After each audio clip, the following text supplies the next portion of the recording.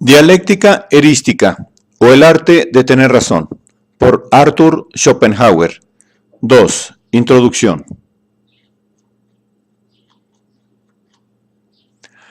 La dialéctica erística es el arte de discutir, pero discutir de tal manera que se tenga razón tanto lícita como ilícitamente, por fas y nefas. Puede tenerse ciertamente razón objetiva en un asunto, y sin embargo, a ojos de los presentes, y algunas veces también a los de uno mismo, parecer falto de ella. A saber, cuando el adversario refuta mi prueba, y esto sirve como refutación misma de mi afirmación, la cual hubiese podido ser defendida de otro modo. En este caso, como es natural, para él la relación es inversa, pues le asiste la razón en lo que objetivamente no la tiene. En efecto, la verdad objetiva de una tesis y su validez en la aprobación de los contrincantes y los oyentes son dos cosas distintas. Hacia lo último se dirige la dialéctica. ¿Cuál es el origen de esto? La maldad natural del género humano. Si no fuese así, si fuésemos honestos por naturaleza, intentaríamos simplemente que la verdad saliese a la luz en todo debate, sin preocuparnos en absoluto de si ésta se adapta a la opinión que previamente mantuvimos o a la del otro. Eso sería indiferente o en cualquier caso algo muy secundario. Pero ahora es lo principal, la vanidad innata que tan susceptible se muestra en lo que respecta a nuestra capacidad intelectual, no se resigna a aceptar que aquello que primero formulamos resulte ser falso y verdadero lo del adversario. Tras esto, cada cual no tendría otra cosa que hacer más que esforzarse por juzgar rectamente, para lo que primero tendría que pensar y luego hablar. Pero junto a la vanidad natural, también se hermanan en la mayor parte de los seres humanos la charlatanería y la innata improbidad. Hablan antes de haber pensado y aun cuando en su fuero interno se dan cuenta de que su afirmación es falsa y que no tienen razón. Debe parecer, sin embargo, como si fuese lo contrario. El interés por la verdad, que por lo general muy bien pudo ser el único motivo al formular la supuesta tesis verdadera, se inclina ahora del todo al interés de la vanidad. Lo verdadero debe parecer falso y lo falso verdadero. Sin embargo, esta improbidad misma, el empeño en mantener tosudamente una tesis incluso cuando nos parece falsa, todavía tiene una excusa. Con frecuencia, al comienzo de la discusión, estamos firmemente convencidos de la verdad de nuestra tesis, pero ahora el contraargumento del adversario parece refutarla, dando ya al asunto por perdido. Solemos encontrarnos más tarde con que, a pesar de todo, teníamos razón. Nuestra prueba era falsa, pero podía haber habido una adecuada para defender nuestra afirmación. El argumento salvador no se nos ocurrió a tiempo. De ahí que surge en nosotros la máxima de luchar contra el razonamiento del adversario, incluso cuando parece correcto y definitivo. Pues, precisamente, creemos que su propia corrección no es más que ilusoria y que durante el curso de la discusión se nos ocurrirá otro argumento con el que podremos oponernos a él, o incluso alguna otra manera de probar nuestra verdad. De ahí que casi nos veamos obligados a actuar con improbidad en las disputas, o cuando menos tentados a ello con gran facilidad. De esta forma se amparan mutuamente la debilidad de nuestro entendimiento y la versatilidad de nuestra voluntad. Esto ocasiona que, por regla general, quien discute no luche por amor de la verdad, sino por su tesis como pro ara et phosis, por el altar y el hogar, y por fas o por nefas, puesto que, como ya se ha demostrado, no puede hacerlo de otro modo. Lo habitual será, pues, que todos quieran que sea su afirmación la que prevalezca sobre las otras, aunque momentáneamente llegue incluso a parecerles falsa o dudosa. Los medios para conseguirlo son, en buena medida, los que a cada uno le proporciona su propia astucia y malignidad. Se adiestran en la experiencia cotidiana de la discusión. En efecto, así como todo el mundo tiene su propia dialéctica natural, también tienen su propia lógica innata. Solo la primera no le conducirá ni tan lejos ni con tanta seguridad como la segunda. No es fácil que alguien piense o infiera contradiciendo las leyes de la lógica. Si los juicios falsos son numerosos, muy rara vez lo son las conclusiones falsas. Una persona no muestra corrientemente carencia de lógica natural. En cambio, sí falta de dialéctica. Esta última es un don natural desigualmente repartido. En esto se asemeja a la capacidad de juzgar. La razón, por cierto, se reparte de manera más homogénea. Precisamente, dejarse confundir, dejarse refutar por una argumentación engañosa en aquello que se tiene razón o lo contrario, es algo que ocurre con frecuencia. Quien queda como vencedor de una discusión tiene que agradecérselo, por lo general, no tanto a la certeza de su juicio al formular su tesis, como a la astucia y habilidad con que la defendió. En este, como en todos los casos, lo innato es lo mejor. No obstante, tanto el ejercicio como la reflexión sobre las maniobras con las que puede vencerse al adversario o las que éste utiliza con más frecuencia para rebatir, aportarán mucho para llegar a ser maestro en este arte. Si bien la lógica no puede tener provecho práctico alguno, sí puede tenerlo la dialéctica. Me parece que Aristóteles también expuso su propia lógica analítica, principalmente como fundamento y preparación de la dialéctica, y que ésta fue para él lo principal. La lógica se ocupa de la mera forma de las proposiciones, la dialéctica de su contenido o materia, de su valor intrínseco.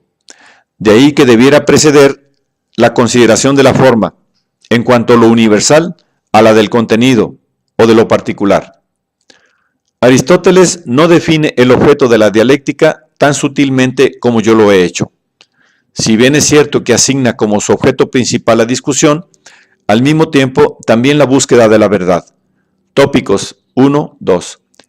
Después añade de nuevo, las proposiciones se consideran filosóficamente según la verdad y dialécticamente teniendo en cuenta la credibilidad o el aplauso que obtienen en la opinión de los otros. Tópicos 1, 12. Es consciente de la diferencia y disyunción de la verdad objetiva de una proposición y del hecho de hacerla valer o de obtener su aprobación, pero no lo hace con la suficiente sutileza como para asignar este último fin a la dialéctica. Sus reglas para conseguir el último propósito son a menudo también asignadas al primero, encontrándose combinadas. De ahí que me parezca que no supo terminar airosamente su tarea. Aristóteles abordó en los tópicos la exposición de la dialéctica con el espíritu científico que lo caracteriza, de forma extraordinariamente metódica y analítica. Aunque esto sea muy digno de admiración, no llegó a alcanzar completamente su propósito. De aquí es evidentemente práctico. Tras considerar en los analíticos los conceptos, juicios y silogismos según su pura forma, pasó después a considerar el contenido, que únicamente tiene que ver con los primeros, ya que es en ellos donde reside. Proposiciones y silogismos son en sí mismos pura forma. Los conceptos significan su contenido. Su procedimiento es el siguiente. Toda discusión tiene una tesis o un problema. Estos difieren simplemente en la forma. Y luego, axiomas que deben servir para resolverlos. Se trata siempre de la relación de unos conceptos con otros. Estas relaciones son inicialmente 4. De un concepto se busca 1. Su definición. De un concepto se busca o 1. Su definición, o 2. Su género, o 3. Su característica particular, su marca esencial, proprium, o 4. Su accidents, es decir, una cualidad cualquiera, sin importar si es peculiar y exclusiva o no. Brevemente, un predicado. El problema de toda discusión hay que reconducirlo a una de estas relaciones. Esta es la base de toda la dialéctica. En los 8 libros de los tópicos, Aristóteles presenta el conjunto de todas las relaciones en las que los conceptos pueden hallarse recíprocamente, con respecto a las cuatro clases, e indica las reglas para toda posible relación. Esto es, cómo debe comportarse un concepto con respecto a otro para ser su propio, su accidente, su genus, género, o su definitum, o definición. ¿Qué errores pueden cometerse fácilmente durante la formulación y qué es lo que debe tenerse en cuenta cada vez que formulamos una relación? ¿Y qué es lo que puede hacerse para refutarla si la ha formulado el otro? Aristóteles denomina locus, tópico, a la formulación de cualquiera de estas reglas, o de cualquiera de las relaciones, entre tales clases de conceptos, indicando 382 topoi. De aquí el nombre de tópicos. A estos adjunta unas cuantas reglas sobre la discusión en general, que por lo demás no son en modo alguno exhaustivas. El topos no es, pues, algo puramente material.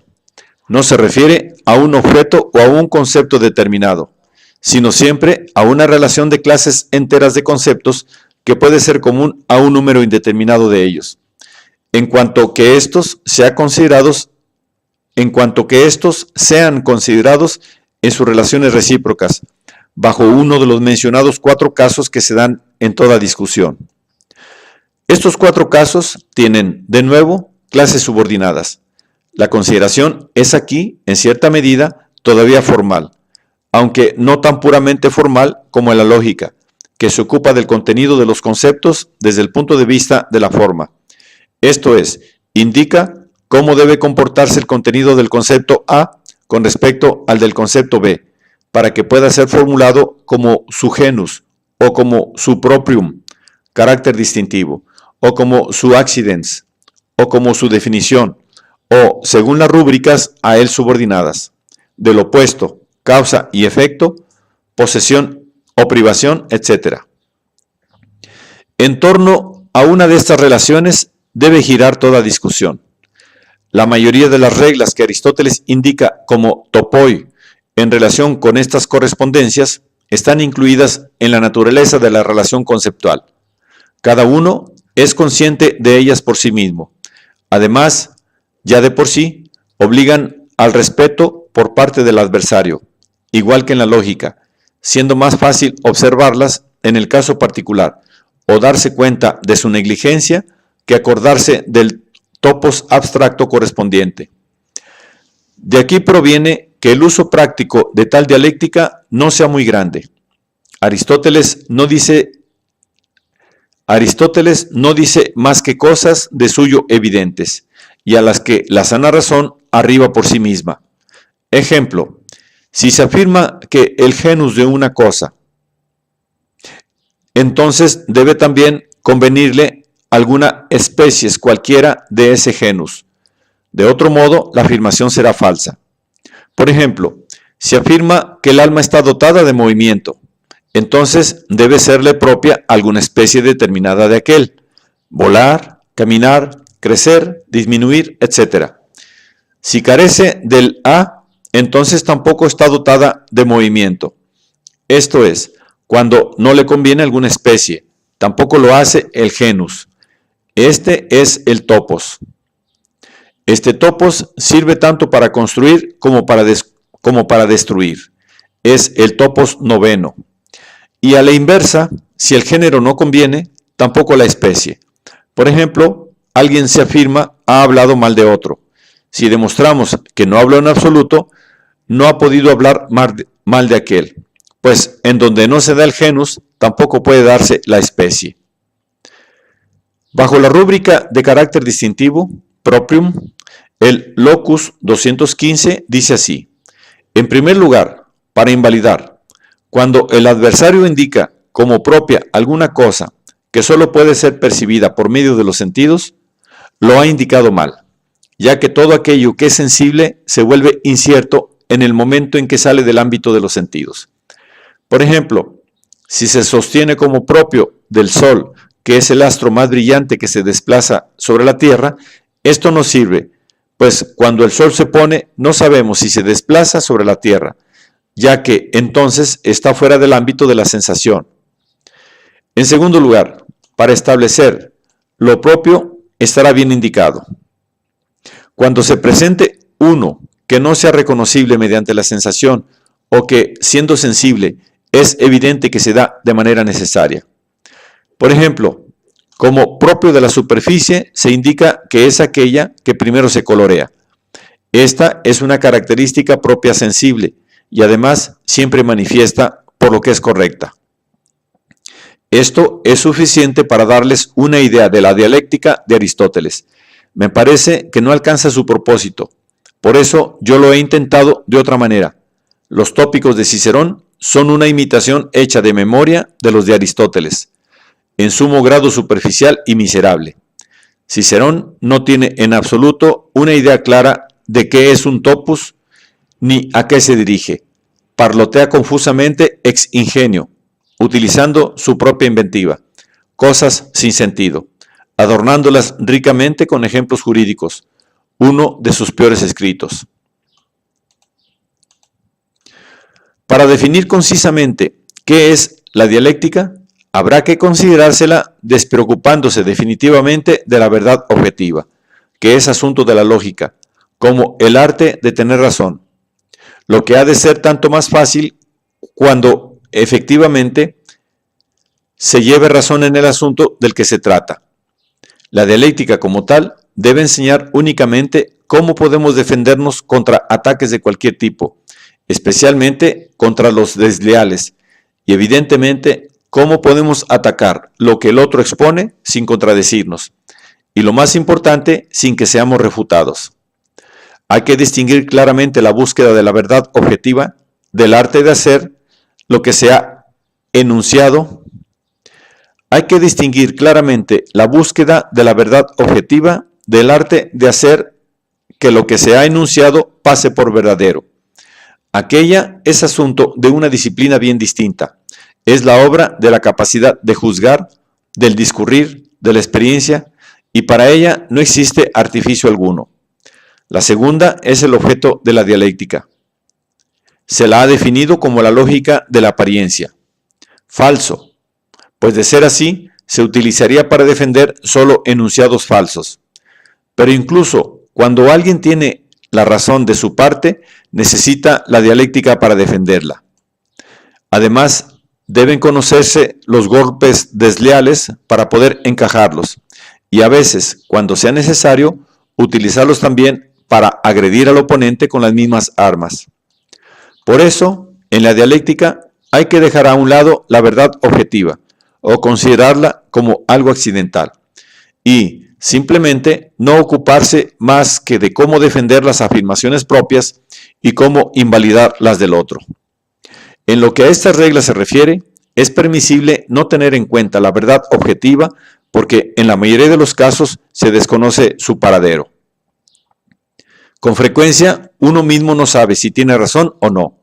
A veces cree tenerla y se equivoca.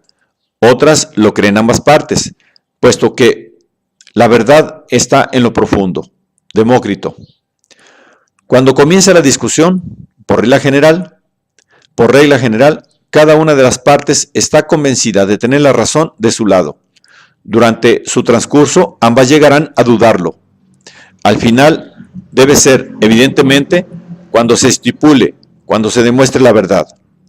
En lo que a esta respecta, ahí no se mezcla la dialéctica, pues su función es idéntica a la del maestro de esgrima, que no repara en quien tenga efectivamente la razón en la riña que condujo al duelo. Atacar y parar es lo único que cuenta, como en la dialéctica, que es una esgrima intelectual. Solo si entendida puede establecerse como una disciplina con entidad propia, ya que si nuestro propósito fuese la búsqueda de la verdad, tendríamos que remitirnos a la simple lógica.